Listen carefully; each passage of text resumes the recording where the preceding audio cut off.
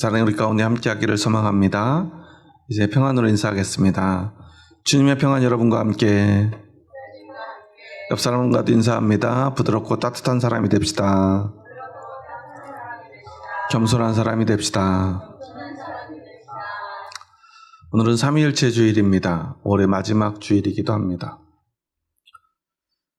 성큼 다가온 여름이 우리를 기다리고 있습니다.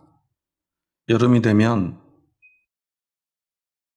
사람들의 거리가 점점 멀어지기 시작합니다.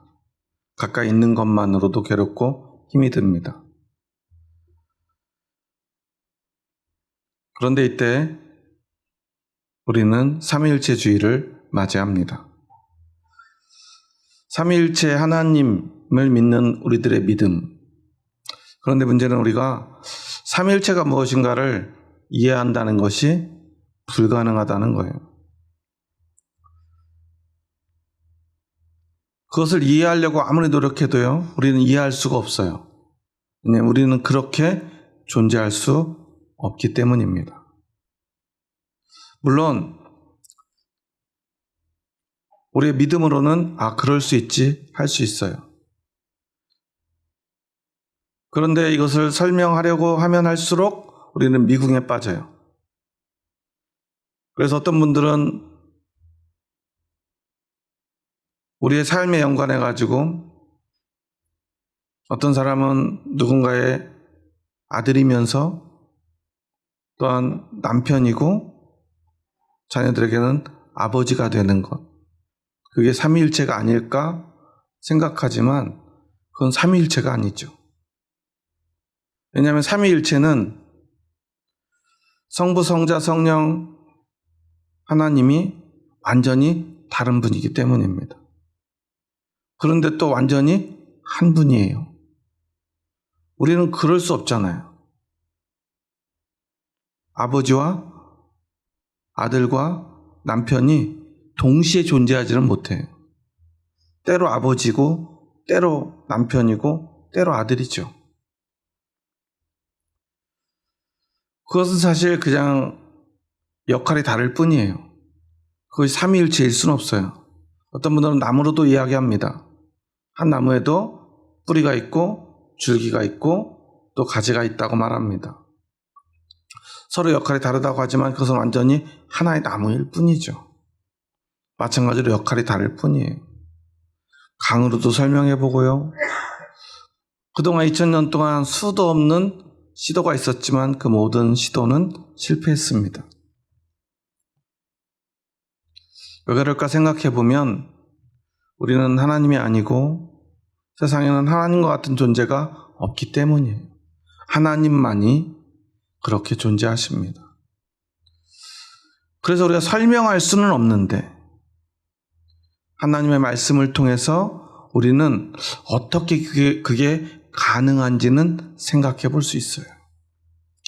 불가능한 존재 양식임에도 우리는 그것을 믿습니다. 그리고 그 믿음으로 하나님의 말씀을 보면 어떻게 그럴 수 있을까? 우리는 받아들일 수는 있다는 거예요. 그래서 우리는 이것을 설명하고 이해하려기보다는 이것을 어떻게 믿을 것인가를 생각해 보아야 합니다. 그리고 그것보다 더 중요한 것, 그것은 그러면 그 삼위일체 하나님과 나는 도대체 무슨 상관이 있는가 하는 거죠. 그런 관점에서 오늘 삼위일체 하나님에 대한 말씀을 함께 나누고자 합니다. 우리가 너무 잘 알고 있는 13절의 말씀, 우리 다시 한번 읽어보겠습니다. 주 예수 그리스도의 은혜와 하나님의 사랑과 성령의 교통하심이 너희 무리와 함께 있을지어다. 여러분 굉장히 익숙하죠? 왜 익숙한지 아십니까? 예배 시간마다 우리 축도를 할 때 하는 그 축도의 말씀이 바로 이 고린도후서 13장 13절의 말씀입니다. 구약 성경에 하나의 축복 기원문이 있고요. 신약 성경에 하나가 있는데 우리는 이 고린도후서 13장 13절의 말씀으로 보통 축복의 기원을 합니다. 왜냐하면 이 말씀이 가장 완벽하게 하나님의 본질을 드러내고 있기 때문이고요. 우리는 그 하나님으로부터 복을 받는 사람이기 때문이에요. 가장 먼저 어떤 게 나오죠? 예수 그리스도의 은혜가 나옵니다. 사실 이 순서에 대한 의문이 있어요. 누가 먼저 나와야 돼요? 성부 하나님이 먼저 나와야 되는데 왜 예수님이 먼저 나왔을까?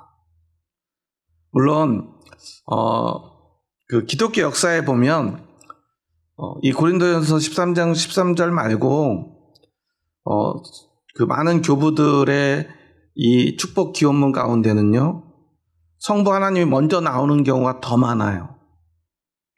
왜냐하면 우리는 보통 성부, 성자, 성령님의 순으로 보통 고백을 하기 때문이에요.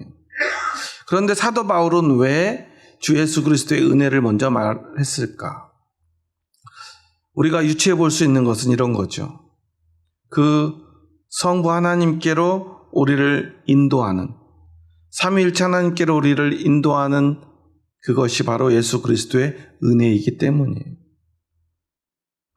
그래서 그 은혜로부터 우리의 모든 것이 시작되기에 이 고백은 사실 우리의 관점에서 고백하고 있는 것은 아닐까 우리가 생각해 볼 수 있어요.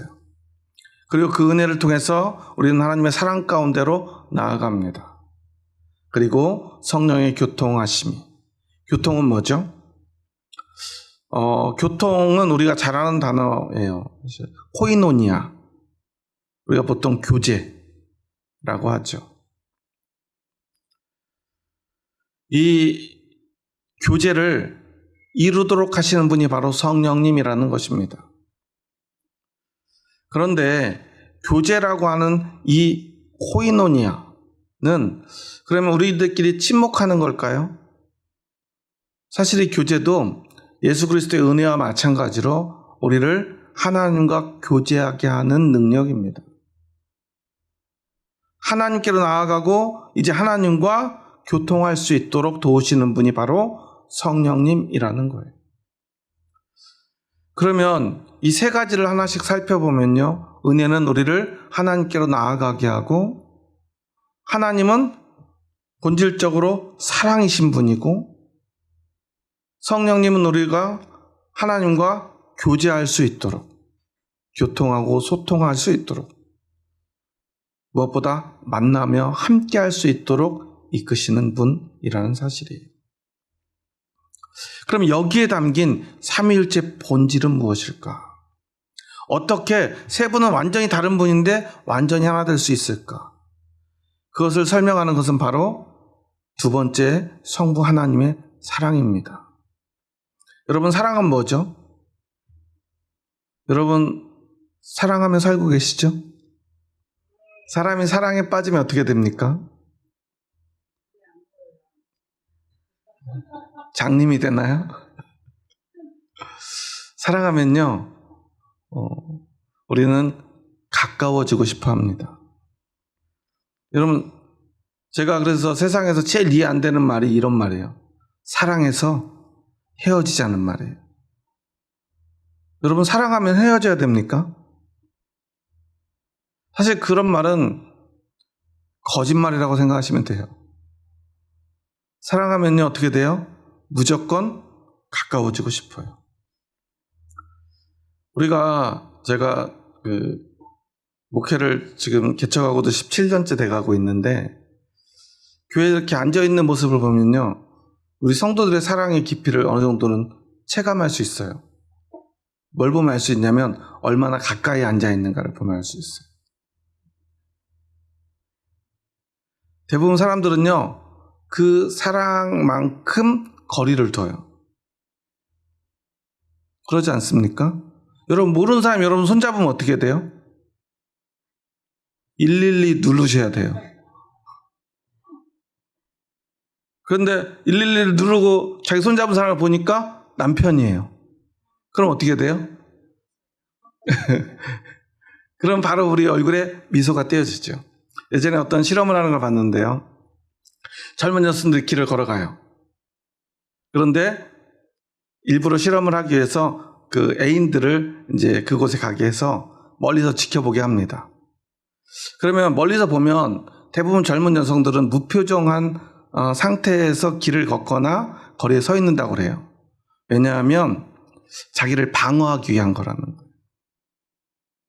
평소에 아무도 아는 사람 없는데 그냥 웃고 다니는 사람은 아무도 없대요. 군중 속에 들어가면 사람들은 대부분 자기를 방어하기 위해서 무표정한 표정을 짓는다고 그래요. 왜 그래요? 세 보이려고. 그냥 웃고 다니면 어때요? 사람이 해퍼 보이니까요. 그런데요, 애인을 딱 만나는 순간 표정이 어떻게 바뀔까요? 그렇게 도도하고 무표정하던 젊은 아가씨들이요, 환하게 웃고요, 막 달려와요. 그냥 일순간의 망설임도 없이 표정이 바뀌고요, 그리고 그 발걸음은 바로 그 사람에게로 향합니다. 저는 이게 바로 사랑의 본질이라고 생각해요. 가까이 다가가는 것. 그래서 우리가 연애를 시작하면요, 한없이 가까워지기 시작해요.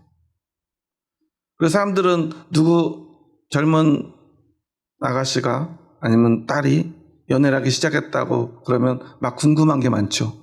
여러분, 누가 연애한다 그러면 제일 궁금한 게 뭐예요? 손은 잡았어? 뭐 해봤어? 이런 얘기 자꾸 물어보죠.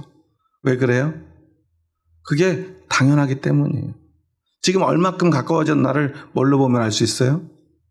둘이 얼마큼 가까이 스킨십을 했는가로 그 사람들의 사랑의 깊이를 가늠해 볼 수 있기 때문에 그래요. 남들이 그러는 거 뭐가 궁금해요? 본인들도 해봤기 때문에 그래요. 그러면 그 상태를 알 수가 있어요. 얼마나 가까워졌는가. 이처럼 사랑은요, 우리를 서로 가깝게 만듭니다. 한없이 가까워지고 싶은 그 욕망이 바로 사랑의 본질인 것입니다. 그런데요, 결혼하고 살아보면 어때요? 다시 멀어지는 것 같은 마음이 들어요. 다시 거리가 생겨요. 여름에 갑자기 남편이 손이라도 잡으면 깜짝 놀래요. 더워 죽겠는데 가까이 다가오는 것 자체가 불편해져요. 물론 사랑이 완전히 사라진 건 아니에요. 여전히 사랑하지만, 그래서 가까이 지내고 또 한 집에 살지만 우리에게는 반드시 적당한 거리가 필요해요. 왜냐하면 성경에서 그 이유를 우리에게 가르쳐 주는데 그건 우리의 죄 때문이에요. 그리고 또 하나, 우리는 불완전하기 때문이에요. 우리에게는 하나님의 형상이 있습니다. 요한일서에서 하나님은 뭐라고 고백하죠? 하나님은 사랑이시라 그래요. 그러면 우리가 가지고 있는 하나님의 형상의 본질은 무엇일까요? 바로 그 사랑이에요. 우리에게는요, 하나님의 형상이 있는데 그 형상의 본질이 무엇일까 생각해보면 사랑이라는 거예요. 그러면 그 사랑을 가지고 있는 우리들은 누군가하고 반드시 가까워져야만 살 수 있는 존재예요. 안심이 되고요, 힘을 얻고요, 그리고 그것 자체가 삶의 이유가 돼요. 그럼에도 우리가 사랑하는데 우리는 완전히 가까워질 수는 없어요. 우리는 죄에 빠져 있고 우리는 부족하기 때문에. 그런데 하나님은 어떻죠? 하나님은 죄가 없으시고 하나님은 완전하신 분이에요. 제가 수학을 전공한 사람이다 보니까 성경을 보다가도 그 수학적 개념이 자꾸 생각이 날 때가 있어요. 삼위일체를 제가 이해하면서 생각했던 개념이 뭐였냐면 리미트였어요. 주일 아침부터 수학 얘기하니까 머리가 아프시죠? 무한대로, 어떤 숫자가 무한대로 가까워지는 것처럼 사랑은 가까워지고자 하는 마음인데, 그 사랑이 완전하다면, 그 사랑이 무한대까지 완전해지면 어떻게 될까? 완전히 하나가 되는 그 정점에 하나님이 계신 거예요. 그래서 성부, 성자, 성령 하나님은요, 완전히 다른 분인데 서로 사랑하셔요. 어떻게 사랑합니까? 완전히 사랑하세요. 그러니 어떻게 됩니까? 서로 완전히 사랑해서 완전히 가까워지다가 완전한 하나님은 완전히 하나로 존재할 수 있는 분인 것입니다. 그래서 그 어떤 순간에라도요, 그 사랑이 식어지거나 사랑이 약해지지 않아요. 이게 바로 삼위일체 하나님의 본질입니다. 우리는 그런 하나님을 믿는 거예요. 그런데 어떻게 그러면 그냥 완전히 사랑하시니까 완전히 하나로 살면 되지. 왜 삼위여야만 하는가? 오늘 본문에도요, 아주 중요한 힌트가 나오는데요. 사도 바울이요, 마지막으로 말하노니 형제들아 기뻐하라 라고 말하고서는요, 4가지 명령형의 단어를 이야기를 해요. 그 4가지가 뭐죠? 온전하게 하며, 위로를 받으며, 마음을 같이하며, 평안할지어다. 여기서요, 온전하게 된다는 것은 어떤 뜻이냐면요, 카타르티조라고 하는 단어인데요, 이게 어긋난 사지가 다시 맞춰지는 걸 이야기를 해요. 여러분 어깨에 빠져보신 적 있나요? 관절이 이렇게 틀어져 보신 적 있나요? 제가 중3 때 운동을 하다가 왼쪽 팔 관절이 완전히 부서진 적이 있어요. 부서지면서 다 빠졌어요. 근데 뼈가 부러진 줄은 모르고 관절이 틀어진 줄 알고, 그때는 병원 가기 힘들어가지고 저희 관장님이 저를 접고론에 데려갔어요. 거기서 어떻게 했을까요? 팔을 이렇게 빼더니 관절을 맞춰주는 거예요. 저는 죽겠다고 하는데요, 이제 괜찮을 거래요. 괜찮아요? 안 괜찮아요? 안 괜찮아요. 왜냐하면 관절을 맞춰줬는데 아직 뼈가 부서져 있는 게 맞춰 붙지 않았기 때문에 너무 아픈 거예요. 그래서 결국 병원에 갔더니 엑스레이를 찍고 이렇게 검사를 해보니까 뼈가 조각조각 부서져 있대요. 관절 뼈들이. 그래서 어떻게 했냐면 철사를 박아가지고 이렇게 다 맞췄어요. 그리고서는 3개월을 놔두니까 다시 다 붙었어요. 그리고 철사를 다 빼놓고, 그리고 이후에 재활을 했죠. 물론 완벽하게 낫지는 않더라고요. 한번 부서진 뼈는. 팔의 힘도 약해지고요. 그런데 이 온전케 된다는 것은요, 그렇게 부서지거나 틀어진 것들이요, 완전하게 그 이전처럼 완전히 회복되는 것, 깨지고 어긋나고 부러진 것이요, 완전히 재조립되고요, 다시 조화롭고 효율적으로 그 기능이 회복된 것입니다. 그리고 위로를 받으라. 파라칼레오는요, 파라클레토스와 똑같은 어근을 써요. 파라클레토스가 뭐죠? 보혜사, 성령님이죠. 우리는요, 권면을 받고 위로를 받는다는 파라칼레오, 즉 우리 모두는요, 삼위일체 하나님을 믿으면요, 날마다 위로받는 삶을 살아요. 사람들에게 받는 위로가 아니라 신적 위로, 보혜사 파라클레토스로부터 받는 위로를 받는 사람들이라는 거예요. 그리고 3번째 중요한 그 마음을 같이 하며, 토아우토 프로네이테라고 하는데요, 이것을 다르게 직역을 해보면요, 빌립보서 4장 2절의 말씀 같이요, 같은 마음을 품으라 라고 번역할 수 있어요. 이게 중요해요. 같은 마음을 품다. 그런데 여기서 같은 마음을 품는다는 것을 그리스도인들이 오해를 해요. 그게 뭐냐면, 우리가 완전히 저 북한이나 통일교 이단들처럼 완전히 똑같아져야 된다고 생각하는 거예요. 이 마음을 같이 한다는 것은요, 획일화를 말하는 게 아니에요. 강제로 똑같은 옷을 입고요, 다 똑같은 생각을 하고요, 똑같은 말투를 사용하고요, 한번 누가 앞에서 이야기를 하면 우리는 어떤 이야기도 하지 못하고 자기 주장도 없이 그저 따라가는 걸 이야기하는 게 아니에요.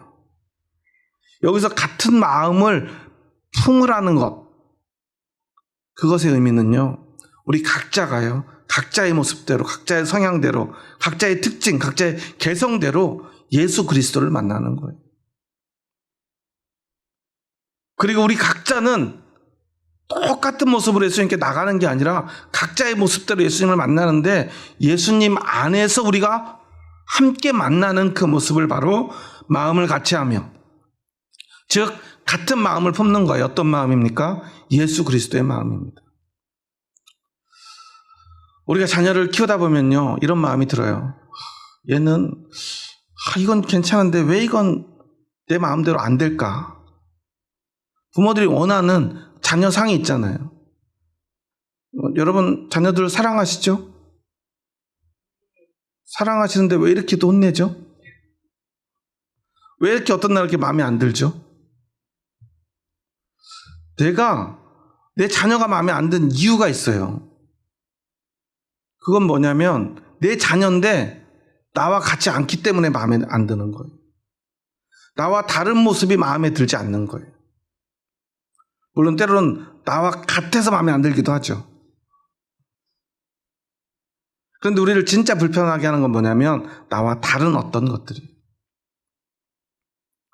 그래서 자꾸만 부모가 되면요, 아이들을 개조하려고 그래요. 나와 똑같은 모습으로. 나처럼 할 수 있도록.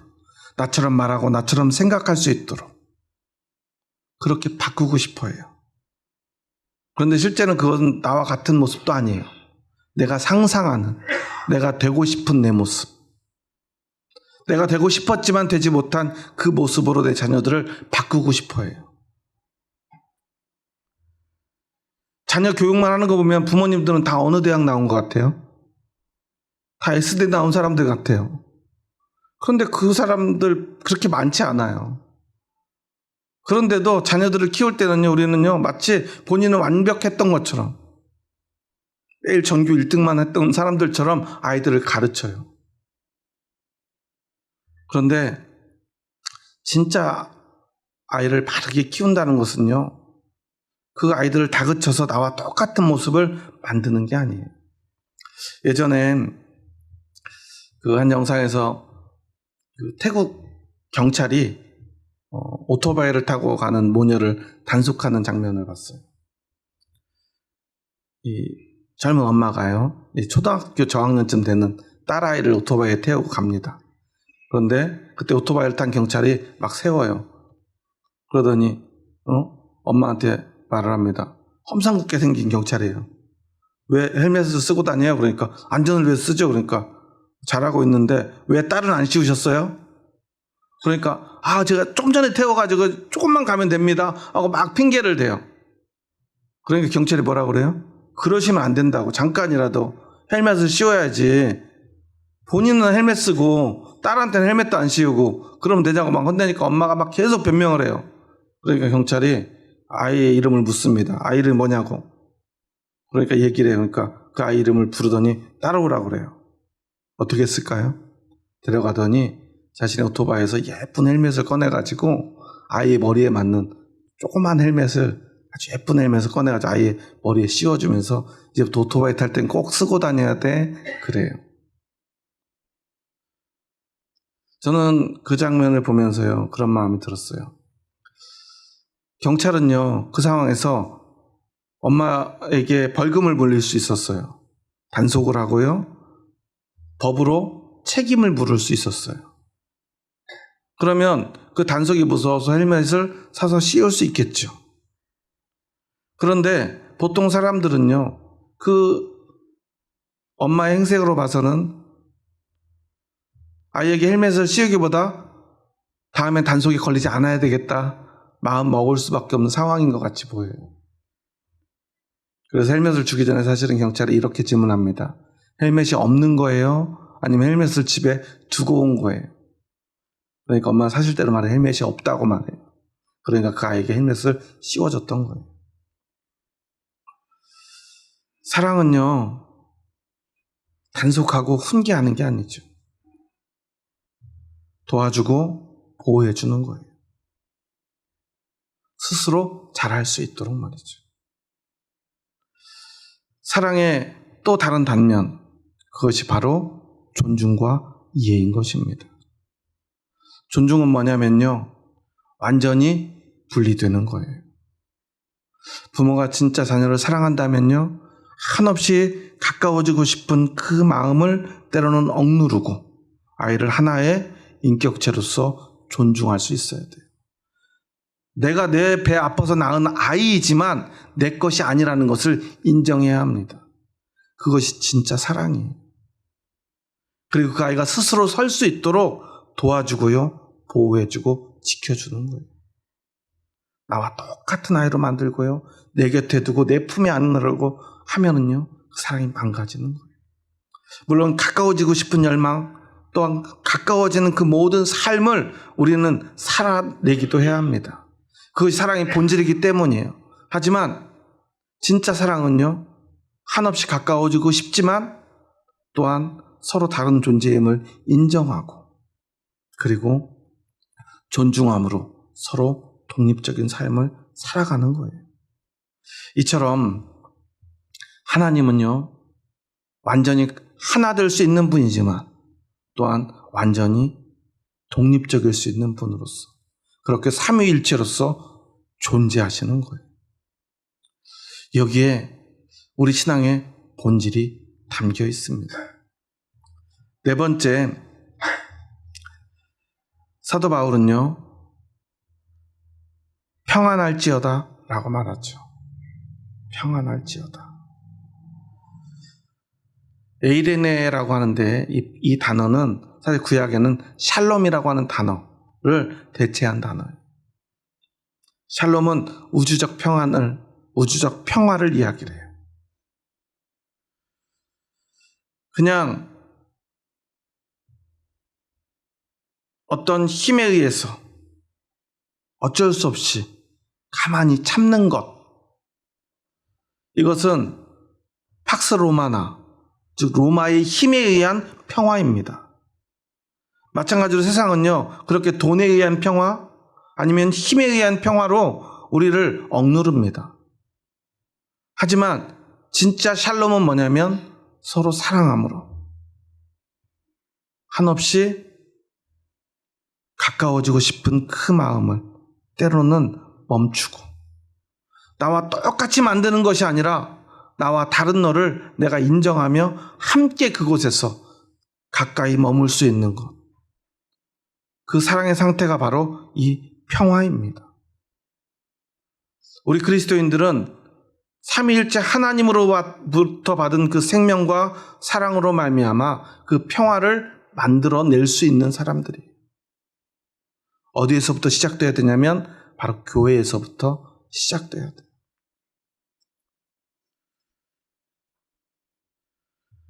우리는 진짜 사랑이 무엇인가를 자꾸만 잊어버릴 수밖에 없어요. 왜냐하면 죄가 그렇게 하나님이 우리에게 주신 그 형상을 망가뜨리기 때문입니다. 그러니까 자꾸만 우리는 내가 원하는 이야기를 하려고 그러고요. 내가 원하는 것만 보려고 합니다. 그러다 보면 자꾸만 내 옆에 있는 사람들을 망가뜨려요. 그건 사실은 자신을 망가뜨리는 거예요. 예전에 윤택이라는 사람과 옛날 사람들은 아는 개그맨 이홍렬이 이야기를 나누는 장면을 잠깐 봤는데요. 윤택이 이런 얘기를 해요. 자기가 어느 날 집에서 분리수거를 해가지고 버리려고 그러니까 아내가 여보 제발 그런 것 좀 하지 마 그러더래요. 밖에 나가서 그렇게 힘든데 밖에서 고생하고 집에서까지 집안일 신경 쓰지 마요. 사람들이 그 듣고 있던 사람들이 막 다 감동을 받았어요. 그러니까 그때 이용렬이 깜짝 놀라면서 나도 같은데 그러면서 그래요. 자기는 집에서 설거지 같은 거 하려고 그러면 아내가 막 혼을 낸대요. 난리가 난대요. 그런 것 좀 하지 말라고. 그러니까 사람들이 다 웃으면서 들었어요. 그 다음 아내의 말이 이렇습니다. 당신은 이런 거 할 사람 아니야. 나가서 돈 벌어와. 그러더래요. 비슷한 말인데 느낌이 너무 다르죠. 한 사람은요, 밖에서 일하고 들어온 남편이 안쓰러운 마음으로 한 말이라면, 한 사람은 지금 설거지하는 그 모습이 꼴보기 싫어서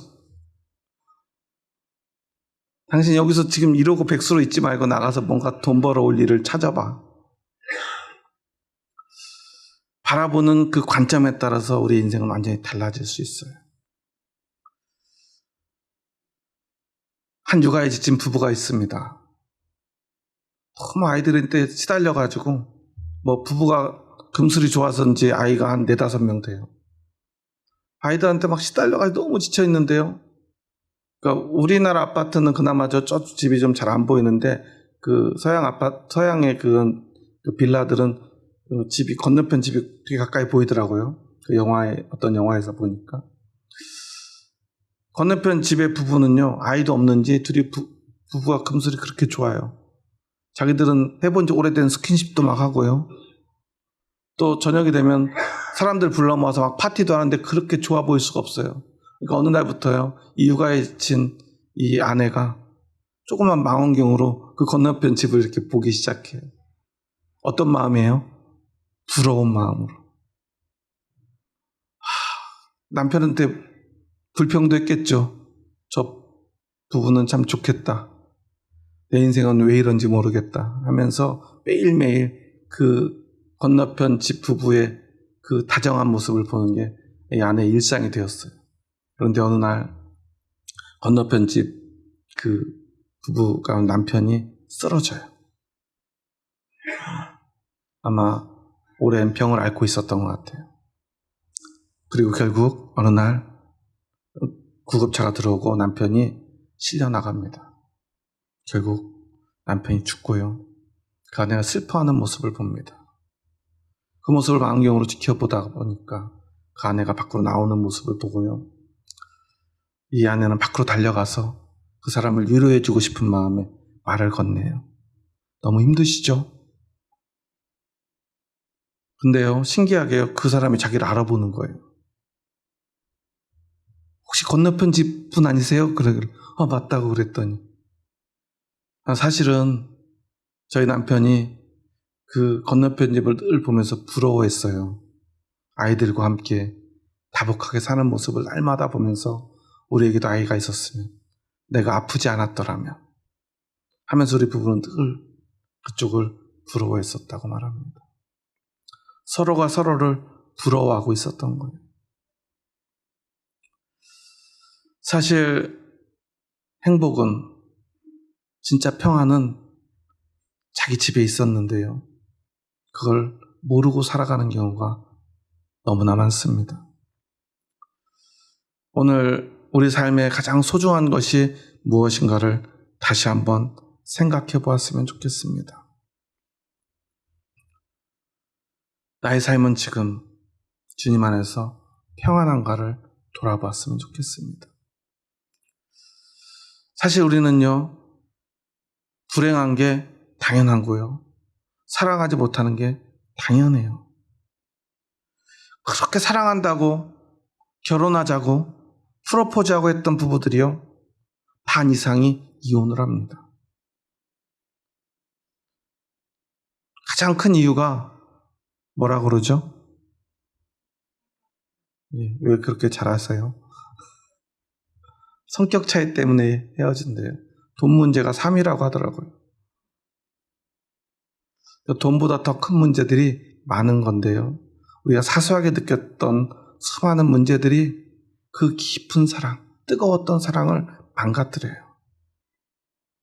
우리는 우리가 죄인임을 늘 기억해야 합니다. 그 죄는 우리의 사랑을 망가뜨려요. 관계를 깨뜨립니다. 그런데 오늘 사도 바울은 우리에게 이렇게 권면하죠. 마지막으로 말하노니 형제들아 기뻐하라. 형제들아 라고 하는 단어는요, 그 원어의 의미, 그 아델포이는요, 한 자궁에서 나온 사람들을 이야기해요. 그게 형제잖아요. 한 뱃속에서 태어난 사람. 그런데 여기서 사도 바울이 아델포이를 사용할 때는요, 예수 그리스도 십자가의 피, 그 피를 받은 사람들, 예수 그리스도의 그 부활의 생명에서부터 나온 사람, 우리는 다 그 피에서, 그 부활에서 다시 태어난 사람이 아닙니다. 그러니 우리는 한 형제다. 그런데 우리는 그래서 기뻐해야 된다라고 말하고 있어요. 우리가 기뻐해야 될 이유는 우리가 대단한 사람이어서가, 어떤 성공적인 삶을 살아서가 아니라는 거예요. 그래서 사도 바울이 말하는 기뻐하라 카이레네는요, 좋은 환경이 돼서, 요즘 지난주에 코스피 8,000을 넘겼던가요? 넘기고 끝났나요? 제가 넘었다는 소식만 들었는데, 주식 사신 분들, 주식이 오르면 기분이 좋잖아요. 그게 카이레네가 아니라는 거예요. 내가 사놓은 땅값이 오르면 기분 좋아지는 건 카이레네가 아니에요. 내가 사는 주식값이 올라서 기분 좋은 거는요, 카이레네가 아니에요. 환경이 어떠하든지 어떠한 환경 속에서라도 심지어 실패하고 병들고 이제 죽을 것 같아도 기쁨의 근원지로부터 샘솟는 기쁨, 즉 한 뱃속에서 태어난 형제로서 우리를 형제되게 하신 예수 그리스도, 그 주님으로부터 샘솟는 기쁨을 가지고 그 기쁨을 누리는 삶, 기뻐하는 삶이 바로 우리 신앙의 삶인 것입니다. 그러면서 아까 네 가지를 얘기했죠. 온전하게 되며 위로를 받으며 마음을 같이하며 평안할지어다. 그리고 마지막으로 또 사랑과 평강의 하나님이 너희와 함께 계시리라 말합니다. 여러분, 하나님이 여러분과 함께 하심을 믿습니까? 그 믿음의 근거가 어디에 있죠? 그 근거가 바로 삼위일체 하나님이에요. 완전히 하나 되고 완전히 독립된 완전한 사랑을 가지신 그 하나님이 예수 그리스도의 은혜로 우리와 함께 하시겠다고 약속하셨어요. 그 하나님이 그 완전한 사랑을 가지고 나에게 찾아왔습니다. 하나님 우리를 떠나실까요? 삼위일체 하나님이시기 때문에요, 결코 우리를 떠나지 않아요. 제가 지난주에 성령 강림주일에 여러분에게 물어봤죠. 여러분 성령 충만하십니까? 다시 한번 물어볼까요? 여러분 성령 충만하십니까? 네, 지난주보다 목소리가 커지셨네요. 성령 충만의 본질은 바로 그 사랑입니다. 우리가 어떤 특별한 체험을 하고요, 어떤 느낌을 감정적으로 느끼는 것이 사랑이 아니에요. 하나님의 사랑은요, 우리 믿음의 대상입니다. 우리가 믿으면요, 하나님이 찾아오시는 거예요. 그리고 삼위일체 하나님은요, 결코 우리를 떠나지 않아요. 성령님이 그렇게 여러분과 함께 하십니다. 그런데 내 느낌이 좋지 않을 때 어떻게 하면 돼요? 내 느낌상 오늘은 성령 충만하지 못해. 가 아니라 다시 믿음을 회복하는 거예요. 내 기분이 이렇게 안 좋지만 성령님은 날 떠나지 않는 분이에요. 믿음으로 내 안에 계신 성령님을 다시 바라보고 확인하는 거예요. 여러분 생각해 보세요. 매일 같이 자던 부부가 자다가 깨면 옆에 누가 있어야 돼요? 남편이, 아내가 있어야죠. 눈을 떴는데 없으면 어때요? 그런 경험이 없으신가요? 저는 지난 3년 동안 늘 함께 하던 아내가 떠나고 홀로 잠들고 자다 깨면 혼자 있는 걸 매일매일 밤마다 느껴요. 처음엔 그게 너무 괴롭고 힘들어서 공황이 오고, 그렇게 한번 깨고 나면 잠을 다시 잘 수가 없었어요. 숨이 안 쉬어지고요. 너무너무 괴로웠어요. 매일매일 당연히 내 옆에 있어야 될 사람이 없는 그 상실감. 그것은 말로 설명할 길이 참 없는 것 같아요. 그 전에는요, 드라마 같은 데서 사랑하는 사람을 떠나보낸 사람들의 아픔을 이야기하고 그리는 걸 보면 그냥 슬펐어요. 참 슬프겠다. 근데 제가 떠나보내고 나니까 그건 슬픈 게 아니에요. 괴로운 거지. 너무 고통스러운 거. 슬픔이라는 감정으로는 설명할 방법이 없어요. 우리는요, 우리의 힘으로는요, 이런 문제를 해결할 길이 없어요. 하지만 하나님은 우리와 함께 하시겠다고 약속하셨고 결코 떠나지 않겠다고 약속하셨어요. 그것도 영원토록 말이죠. 우리는요, 반드시 떠나야 하고 떠나보내야 합니다. 남편도 아내도, 때로는 자녀도, 그리고 부모는 당연히 보통은 먼저 떠나보내야 합니다. 저희 아버지가 벌써 86세가 되셨는데 저희 아내가 떠나고 아버지가 기력이 완전히 쇠해지셨어요. 사랑하는 며느리가 그 젊은 나이에 50밖에 되지 않은 나이에 자기보다 먼저 떠난 그 슬픔을 견딜 수가 없는 거예요. 딸처럼 사랑했던 며느리가 갑자기 죽었다는 것을 받아들일 수가 없어요. 너무너무 괴로워하셨어요. 그러니까 얼마나 괴로우신지요. 나중에 저한테 화를 내시더라고요. 제가 슬픈 얼굴을 하고 있으니까 갑자기 저한테 화를 내면서 그만 생각해! 그러시더라고요. 저는 그게 저한테 화를 낸 게 아니라 자기 자신한테 화를 내셨다고 생각이 들어요. 너무너무 괴로우니까. 우리는요, 반드시 그런 괴로운 순간들을 맞이해야 합니다. 하지만 그때 여러분 기억하시기 바랍니다.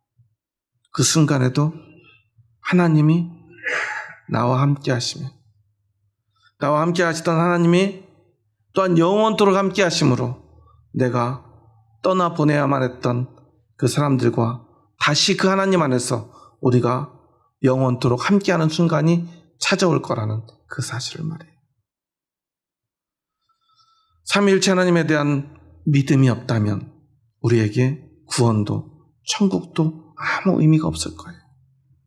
저는 믿습니다. 천국은 황금이 있고 큰 기와집이 있는 곳이 아니라 영원히 사랑하며 살 수 있는 곳이라고 말이죠.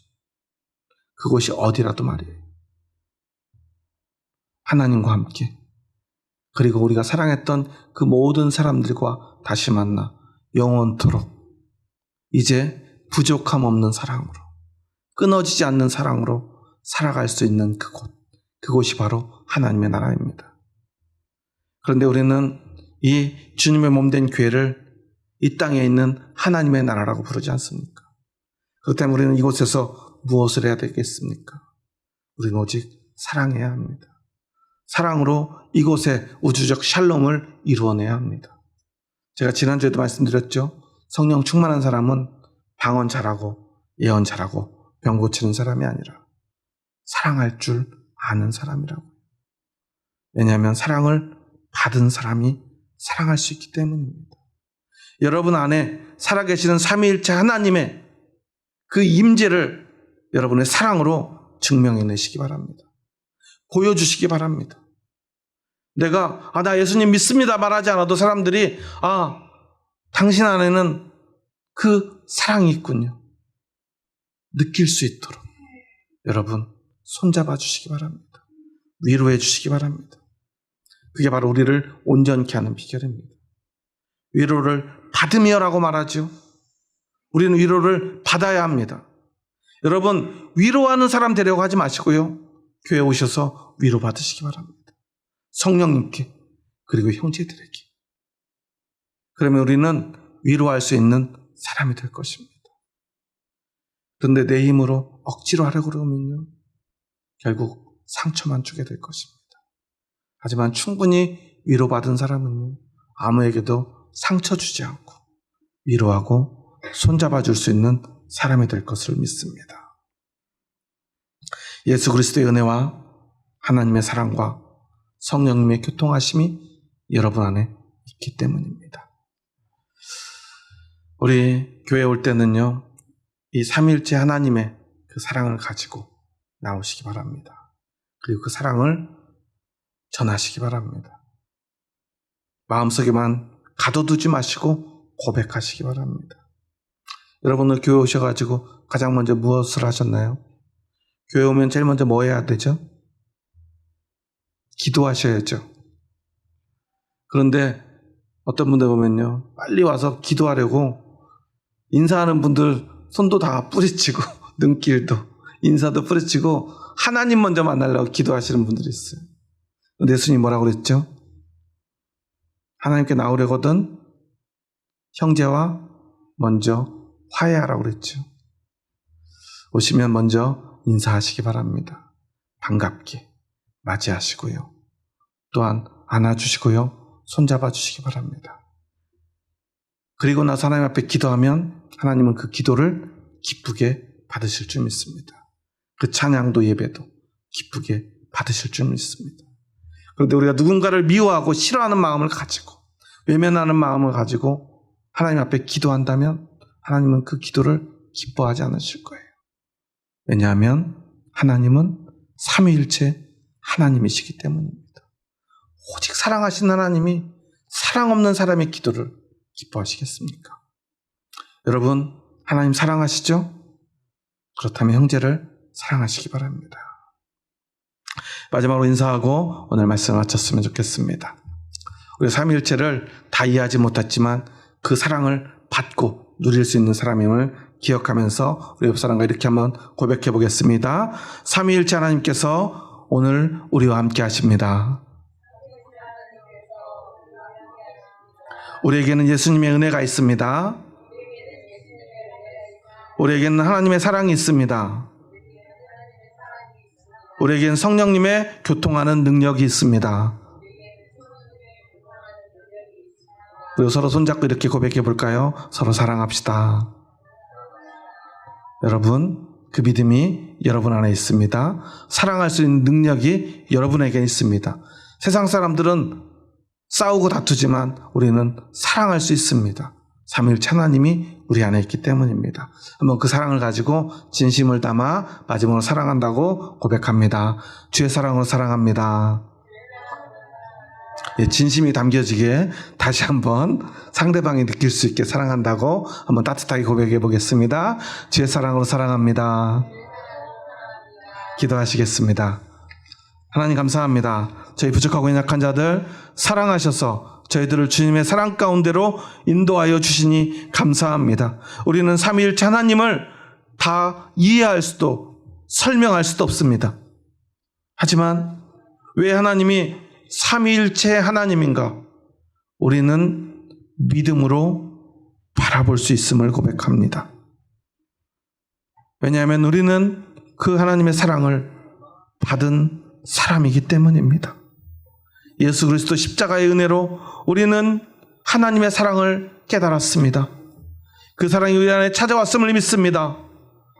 그렇게 성령님은 우리를 그 사랑 가운데로 인도하십니다. 그리고 우리가 서로 사랑할 수 있도록 도우십니다. 이제 삼위일체 하나님을 믿는 그 믿음으로 서로 사랑하며 위로하며 살아갈 수 있는 저희들 되게 하여 주시옵소서. 예수님의 이름으로 기도합니다. 아멘.